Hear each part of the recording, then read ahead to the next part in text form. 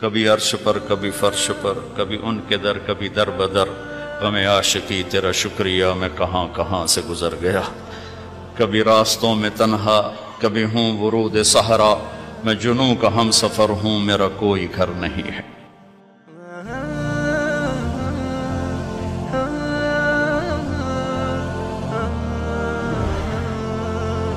کسی دنیا کی چیز سے لائف کی بیوٹی کا کوئی تعلق نہیں، اور جب تک لائف میں بیوٹی نہ ہو تو کوئی چیز مزہ نہیں دیتی۔ کیا لطف انجمن کا جب دل ہی بجھ گیا ہو، 100 بار چمن مہکا 100 بار بہار آئی، دنیا کی وہی رونق دل کی وہی تنہائی۔ تو زندگی کو خوبصورت بنانے کے لیے اللہ نے ایک آیت ہمیں سنائی ہے، ایک آیت، لَقَدْ كَانَ لَكُمْ فِي رَسُولِ اللَّهِ أُسْوَةٌ حَسَنَةٌ، کہ اگر لائف کو خوبصورت بنانا چاہتے ہو، اس کے لیے نہ انگلینڈ رہنے کی ضرورت ہے نہ امریکہ رہنے کی ضرورت ہے۔ میں افریقہ کے غریب ملکوں میں گیا ہوں، جنگلوں میں صحراؤں میں پھرا ہوں، تو ان کے زندگی دیکھ کر حیرت ہوتی ہے۔ ان کو آج کی دنیا کی کسی چیز کی کوئی خبر نہیں، آج بھی ان کے گھر میں روشنی کا کوئی انتظام نہیں، چاند کی روشنی ان کی روشنی ہے، رات کو ان کے گھروں میں چراغ بھی نہیں جلتے۔ میں ایسے ملکوں میں گیا ہوں۔ لیکن اگر زندگی خوبصورت ہے تو رات میں بھی سورج نظر آئے گا اور دن میں بھی چاند نظر آئے گا۔ اگر زندگی اداس ہے، زندگی ویران ہے، زندگی میں بیوٹی نہیں ہے، تو آپ کو انگلینڈ بھی سب صحرا نظر آئے گا۔ آپ کو خوبصورت اسکاٹ لینڈ کی وادیاں دیکھ کر بھی مزہ نہیں آئے گا، کیونکہ یہاں کچھ گڑبڑ ہے۔ تو میرے رب نے کہا لقد، یقیناً، ڈیفینیٹلی، نو ڈاؤٹ، کان لکم، تمہارے لیے فیصلہ ہو چکا ہے، ہوگا نہیں، کان لکم، تمہارے لیے فیصلہ ہو چکا ہے۔ اگر اپنی زندگی کو بیوٹیفل، خوبصورت، پیسفل بنانا چاہتے ہو تو میرے نبی کی زندگی تمہارے لیے خوبصورت ماڈل ہے۔ اچھا، اسوۃ حسنہ، اسوہ کہتے ہیں ماڈل کو اور حسنہ کہتے ہیں خوبصورت کو۔ یہاں اسوۃ کاملہ نہیں کہا کہ پرفیکٹ نمونہ ہے، کامل نمونہ ہے، مضبوط نمونہ ہے، کتنے الفاظ تھے۔ حسنہ کیوں لائے؟ کہ انسان بیوٹی کو پسند کرتا ہے۔ یہ آپ نے سب کچھ کیوں بنایا ہے؟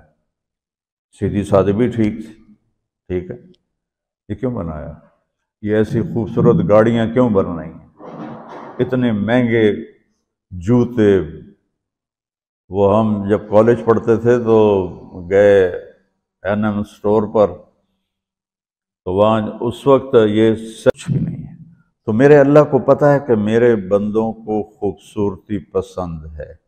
آپ چھوٹے بچے کو اسمائل دو تو وہ آپ کو ہنس کے دیکھے گا، اس کو ایسے دیکھو وہ رونے لگے گا، حالانکہ اسے پتہ نہیں ہے، لیکن جب چہرے پہ بدصورتی آئی تو اس نے بھی فیل کیا اور رونے لگ گیا۔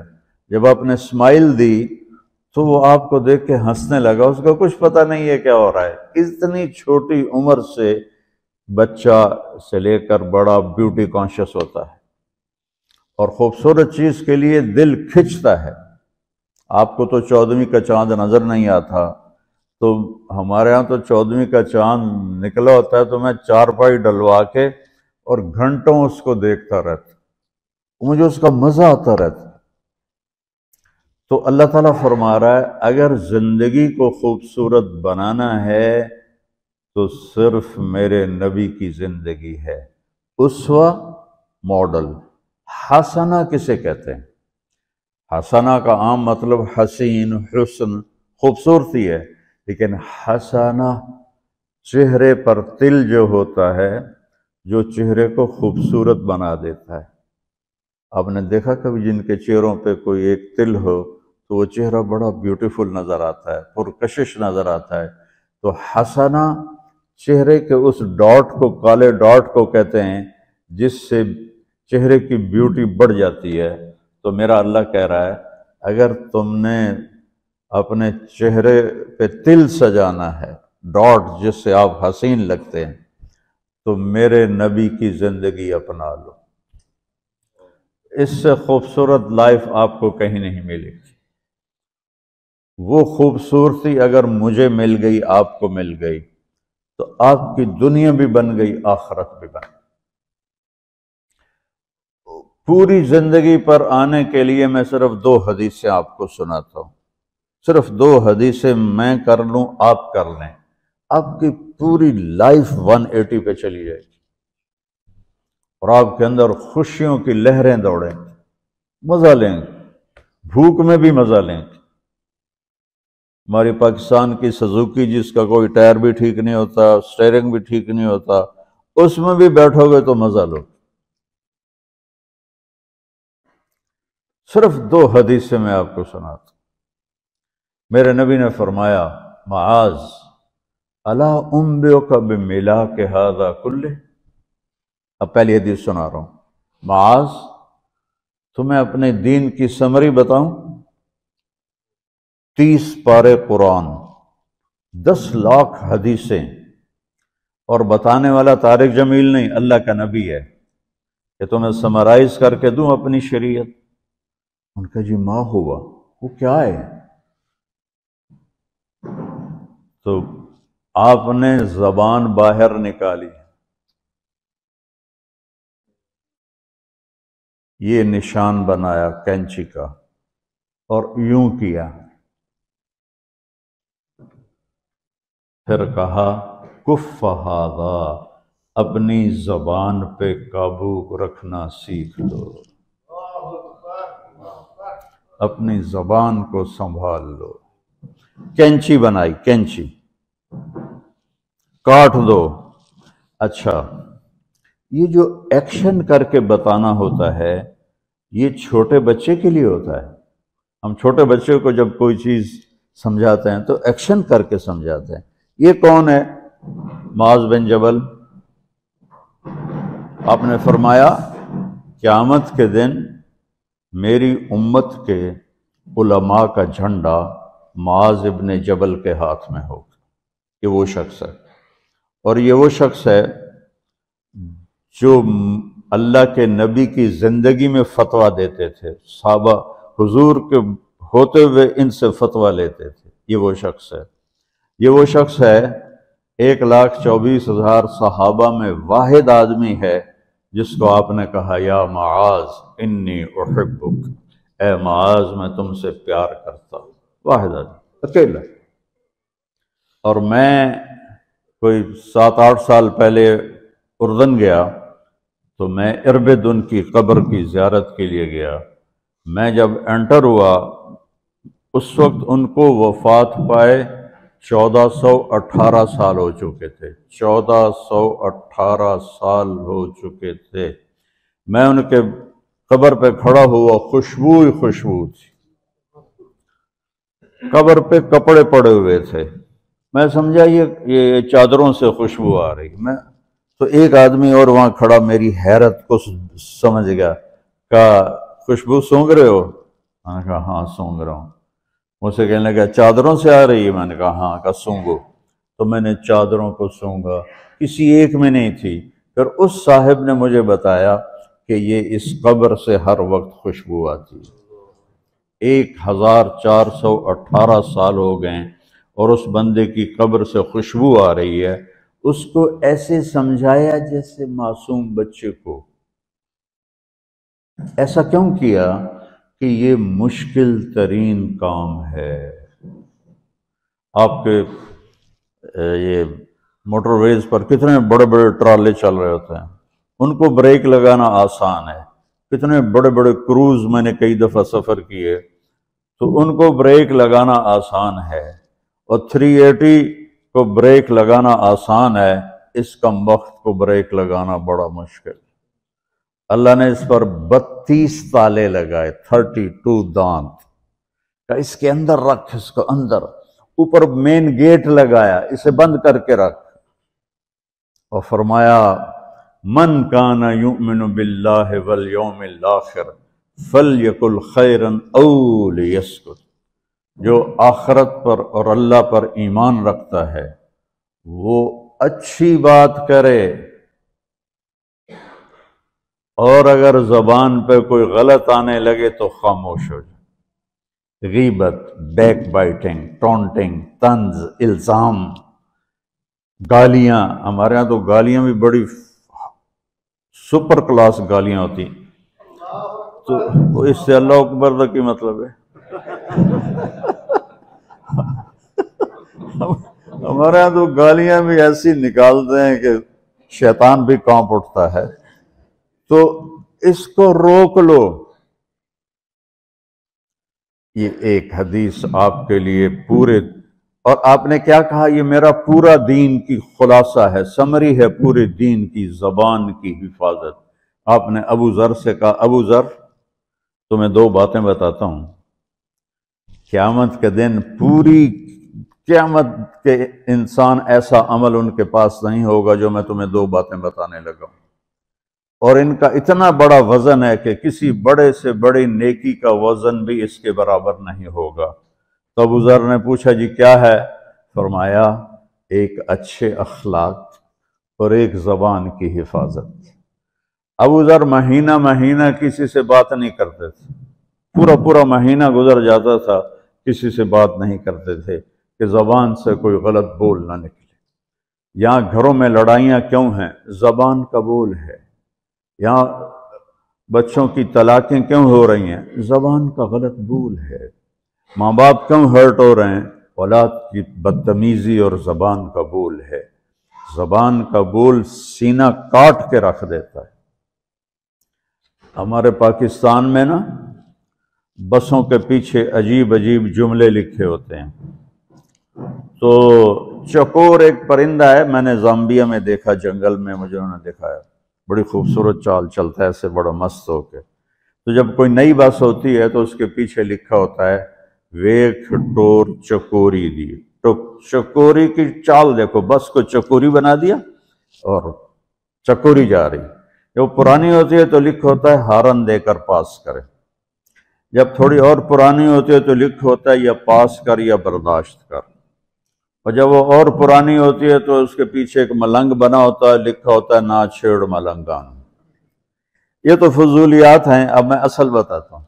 تو میں سفر میں تھا اور پڑھ رہا تھا، تو میں پڑھتے پڑھتے تھک گیا، میں نے کتاب بند کی، تو ہم ایک بس کو کراس کر رہے تھے، تو اس کے پیچھے ایک جملہ لکھا تھا، وہ آپ کو سنانا ہے، لکھا ہوا تھا دل، اس کے آگے لکھا تھا برائے فروخت، for sale, heart for sale, نیچے لکھا تھا قیمت، آگے لکھا تھا ایک میٹھا بول، ایک میٹھا بول۔ اور میٹھے بول پر اپنے ماں باپ کے دل خرید سکتے ہیں، بھائیوں کے بہنوں کے خرید سکتے ہیں، بیگم کے خرید سکتے ہیں، بیگم خامند کا خرید سکتی ہے، بچوں کا دل آپ خرید سکتے ہیں، بچے ماں باپ کا دل خرید سکتے ہیں۔ اور اللہ نے مجھے 2 دفعہ یوں دنیا پھرائی ہے، ایسے 100 کے قریب ملکوں میں اللہ مجھے لے کر گیا ہے، نمازی بھی بہت، مسجدیں بھی بہت، حاجی بھی بہت، داڑھی والے بھی بہت، پگڑی والے بھی بہت، لیکن اس کو سنبھالنے والا ملتا ہی کوئی نہیں کہ جو اس پہ قابو پاتا ہو۔ آپ کی لائف بیوٹیفل نہ ہو تو مجھے کان پکڑا دیں، کیوں کہ میں نبی کے وعدے کے پر بات کر رہا ہوں۔ تو معاذ کہنے لگے یا رسول اللہ زبان کے بول پر بھی پکڑ ہوگی؟ میں کہا تیرا بھلا ہو جائے، سب سے زیادہ جہنم میں گرانے والی زبان ہوگی، زبان ہوگی۔ ایک حدیث ایک اور سناتا ہوں مختصر کر کے، کیونکہ 20 منٹ پر مجھے بات ختم کرنی۔ آپ نے کہا انس میرے بیٹے، میری ایک بہت گریٹ سنت ہے، گریٹ، یہ لفظ پوری حدیث میں کہیں نہیں سوائے اس ایک جگہ کی، میری ایک بہت گریٹ سنت ہے، بہت، یہ داڑھی بھی سنت ہے، یہ پگڑی بھی سنت ہے، یہ سفید، میں سفید لباس اس لیے پہنتا ہوں کہ میرے نبی کو پسند تھا، میں کوئی کلر والا نہیں پہنتا، سنت ہے۔ لیکن گریٹ سنت صرف ایک جگہ پر ہے، جو میں ابھی آپ کو بتانے لگا ہوں۔ میرے بیٹے انس، میری ایک گریٹسٹ سنت ہے، اگر تو نے اس کو پورا کر لیا تو جنت میں نہیں جائے گا، جنت میں میرا نیبر بن جائے گا۔ تو جنت تو بہت چھوٹی چیز ہے نبی کے نیبر کے سامنے، کہ تو میرا نیبر بن جائے گا۔ پتہ ہے آپ کو کہ بڑی چیز کی قیمت بھی بڑی ہوتی ہے۔ تو پھر کہا بیٹا اس سنت کو کرتے ہوئے تجھے تھکنا پڑے گا، تو تھکے گا، اور ساری زندگی تمہیں کوشش کرنی داڑھی تو ایک دفعہ رکھ لی ہے، اب تیل لگا لیا، تھوڑا ٹرم کر لیا، لیکن بیٹا میری اس سنت کو پورا کرتے ہوئے تیرے پسینے نکلیں گے، ساری زندگی کرنا پڑے گا۔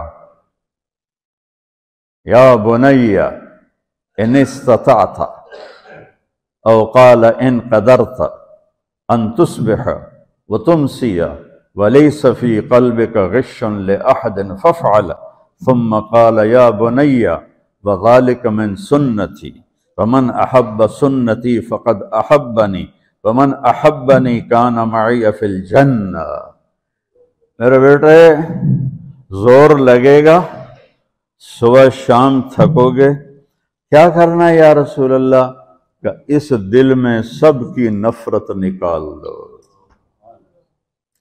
مسلم نہیں کہا کہ اس دل سے مسلم کی نفرت نکال دو، کہ اس دل سے سب کی نفرت نکال دو، غیر مسلم بھی۔ ہم تو بریلوی دیوبندی شیعہ سنی اتنی نفرت میں ہیں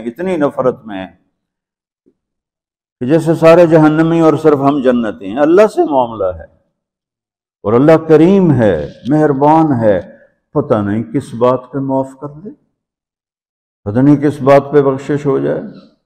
ہماری نور جہاں، اللہ اس کی درجے بلند کرے، ساری زندگی گاتی رہی۔ وہ گانا عورتوں کا کوئی حلال کام تو نہیں ہے، لیکن 27 رمضان جمعہ کی رات اس کا انتقال ہوا، اور جو رمضان میں مرتا اس کا حساب نہیں ہوتا، جو جمعے کی رات کو یا جمعے کو مرتا ہے اس کا حساب نہیں ہوتا۔ اب مجھے بتاؤ اللہ کو کیا اس میں پسند آیا؟ کبھی کسی کے گناہ کو دیکھ کر اس سے نفرت نہ کر، کبھی کسی کی برائی دیکھ کر یہ تو چھوڑو اس کو، تو وہ تو انسان ہی نہیں ہے۔ بس اپنے من میں ڈوب کر پا جا سراغ زندگی، تو اگر میرا نہیں بنتا نہ بن اپنا تو بن۔ تو میرے نبی نے فرمایا بیٹا اس دل کو صاف کر دو۔ ایک بات اور یاد رکھو، دنیا میں نیگیٹیوٹی ہمیشہ زیادہ رہے گی، ہمیشہ، اور پازیٹیوٹی ہمیشہ کم رہے گی۔ اچھے لوگ کم ہوں گے، برے لوگ زیادہ ہوں گے، اور آپ کو غلط بیہیویئر تنگ کرے گا، پریشان کرے گا، دل دکھے گا، آنسو نکلیں گے۔ میرا نبی کہتا ہے دل صاف کر، جھاڑو دے۔